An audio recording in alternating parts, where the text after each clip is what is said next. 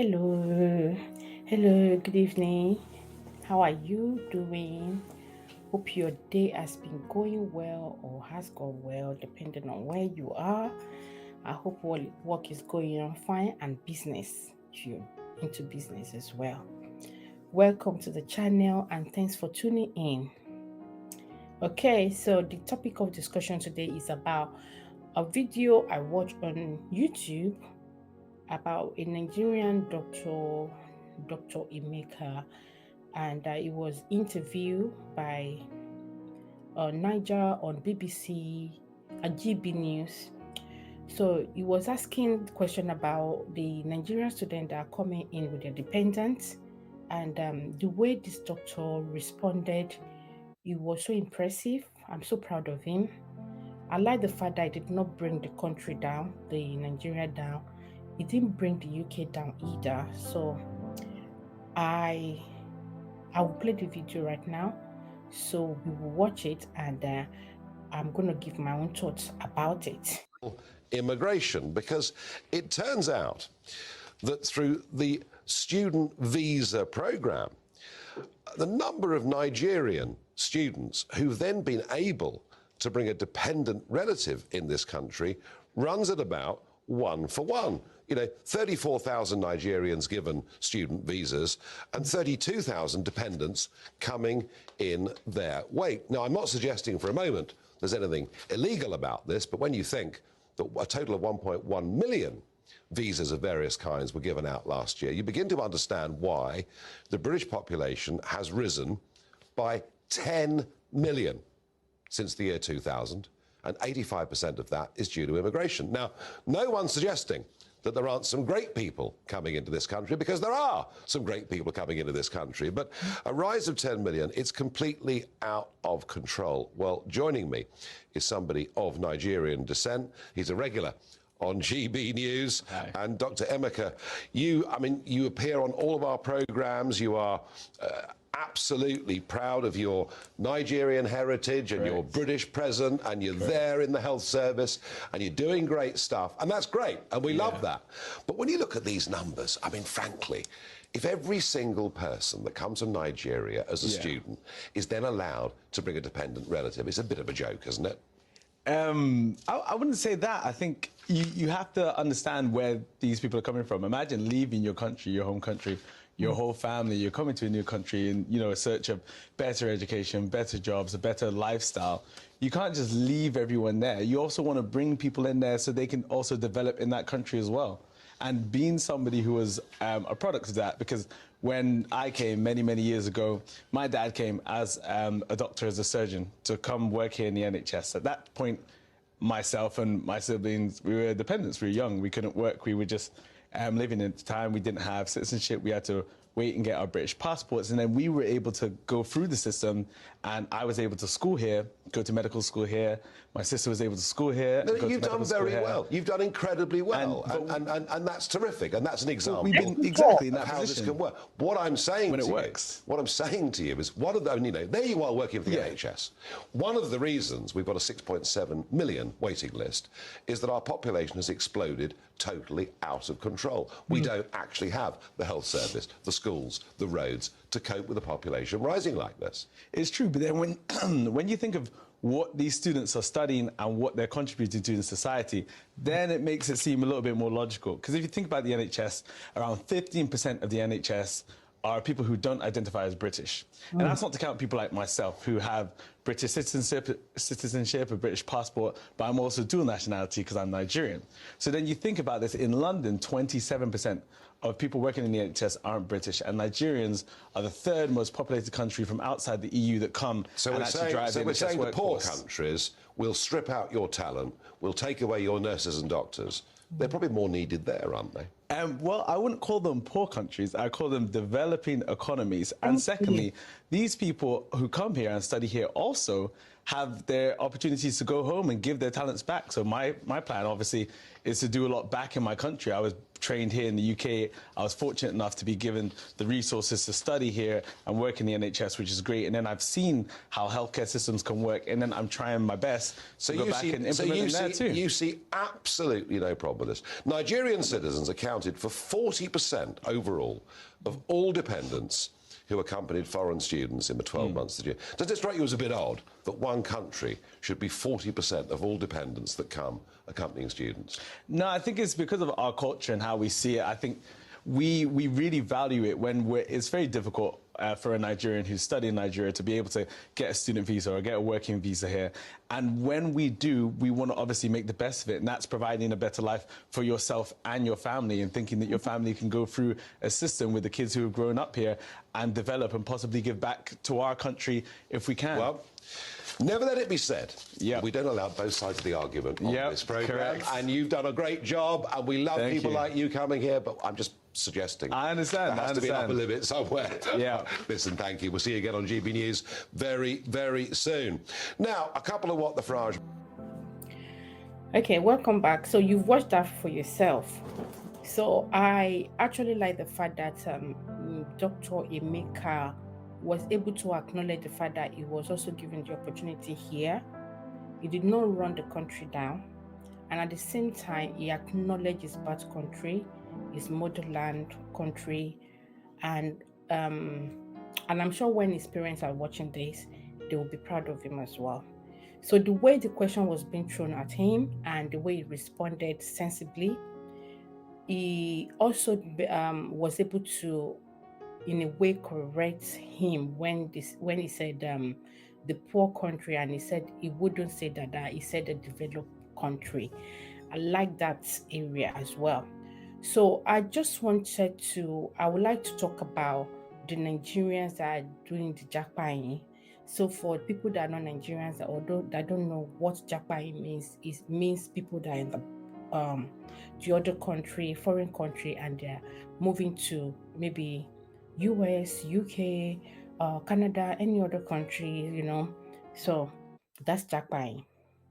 So this video is not to discourage anyone from coming in. If they want to jackpot, move over to another country, in as much as it's being done correctly, in the right way, and sensibly. So when they were filling up the application form, it is there that they are allowed to bring their dependents. It was not specified that this is the number of dependents you are allowed to bring in, or you're only allowed to bring just one person in. So with the UK country, they needed money as well. So they brought the system. They maybe work out something that is going to work for them. And so this opportunity was open to the Nigerians and people that can afford it, or they can be able to make it to meet their requirements. They paid for it, what they required. So Nigeria is not senseless as well. They're also wise, so they make use of it, and they brought their dependents. The fact that I was saying 40% of the 80% of people that move into the country, that 40% is Nigeria. I don't think there's anything we can do about it, because what was stated is for them to bring they should bring their dependent. I know they said they bring in one person, they give one person a visa, and their dependents are coming with them. If they have a family of four, let's say for example, a man is applying to be apply for the student visa, and it was being given. If he's married and has a child or two children, I'm just putting it at that. So himself, he has a wife and he has one a child, or he has two children. So if he has two children, that means there will be a family of four. If he has just a child, there will be family of three. He's the one that applied for it. He's the one going to school. But if he brings his wife, he's going to bring his children as well. Maybe he's a child, or his daughter, or his children, depending on how many children he has. So because at the end of the day, his wife will be the one kind of working also to support the family while he is schooling. At the end of the day, these people are not coming in. They are not coming for free. They will pay. Those people, those dependents are not coming for free. I think they just come in. They are coming in for free after he has paid for his school fee. And I know there's another part about the people that are moving in, they have their own flaws in some ways there, but we're talking about the way he threw the question at Dr. Emeka and the way he responded. That people that moved in are not actually the one that overwhelmed the system. If they know the system was going to be overwhelmed in the first place, why did they bring it up? Why did they bring it on at all? And also, the way people are complaining in Nigeria that things are expensive, the same way we are also complaining here that things are expensive. The people that just moved in are not the cost of the rise of the maybe things that we're buying. They are not the cost of the inflation. Also, if you're a student and they are bringing in 3 or 4 of their children, you don't expect them to leave their family back home and start working here, and schooling here, and they will still do maybe part-time or whatever, and they still need to pay bills. So they will still need to send money back home to their family over there. So the thing is that once they bring their family in, maybe if the husband is the one coming to study and is bringing his wife and his children, maybe he has a child or two children, so let's just say family of 4. So if the wife is the one working while the man is schooling, remember the children are still going to be there. So these people did not come free of charge. They also paid. Even the child, they will have to pay something on the children that they are bringing in. The wife also paid. They did not come free. So when he is talking about the Nigerian student that are bringing their dependents in, is he expecting them to actually leave their children or family back home? Now I'm going to move to people that are jackpot and maybe people that are actually throwing them, that people are coming in too much. I do not have any problem with it, because if I see the same opportunity, if I was back home in Nigeria and I see the same opportunity and I can also meet the requirement, I will also come and I'll bring my family as well. But I don't want when people start bringing themselves down. If you're here and you see people that are coming in, don't ask question why they coming, their spot. No. And also the people back home as well. The people that you met here, or people that just coming in or that just got in, do not bring the people you met here down. No point if they've been here for a couple of years and you think you got here and maybe things are working well faster than it was for them. No, fingers are not equal, and you don't know the system they met when they came, and the system is not a bit favorable to you right now.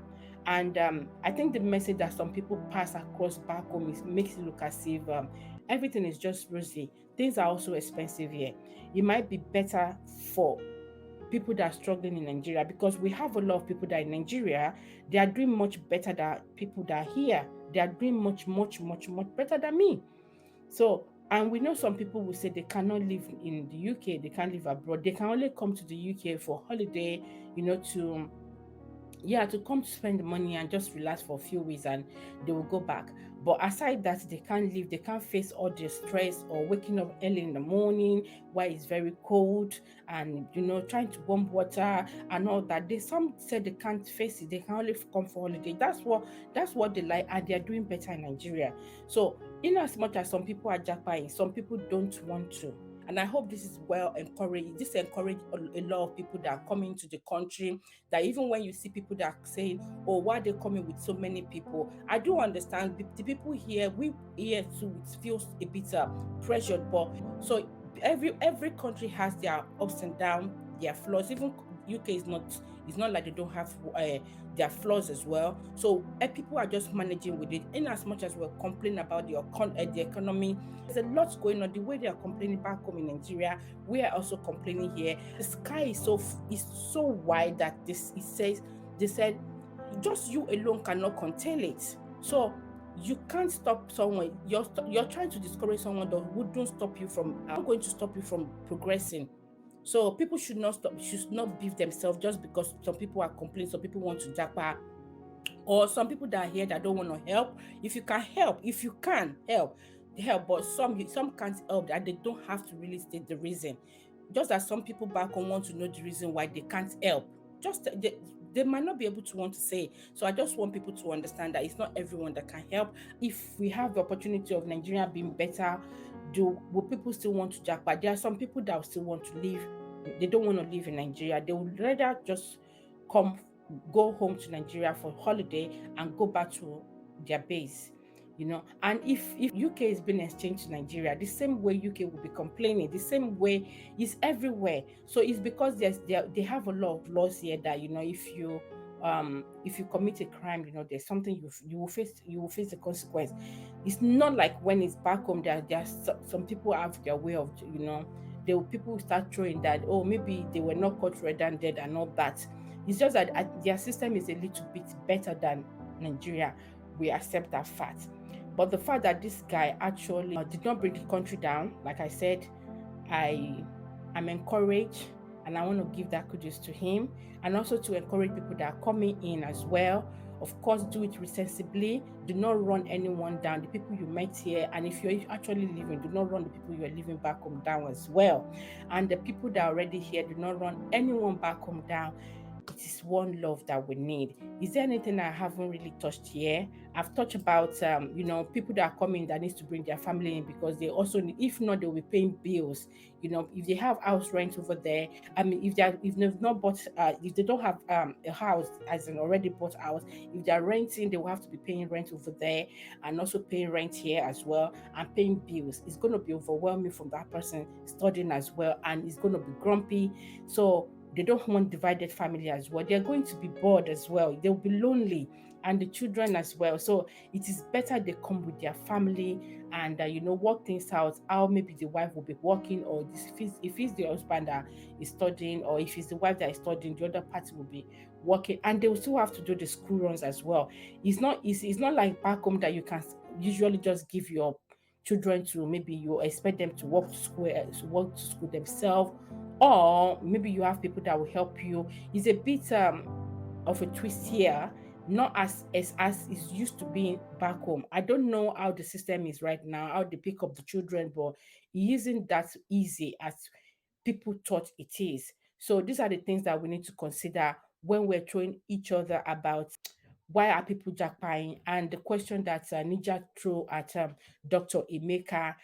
Like I said, I like the fact that he did not bring down his birth country, in as much as he's already is now that he's not a British citizen, that is still um holding on to his birth country, and kudos to him for that. And let me know in the comment section below what you think about the point I've raised so far, and what the interview is all about. What are your thoughts about this? And with this, I'll wrap up. I'll drop the curtain, and I'll see you in my next video. If you're new here, please consider subscribing. And to my returning subscribers, I love you. Do take care, and bye.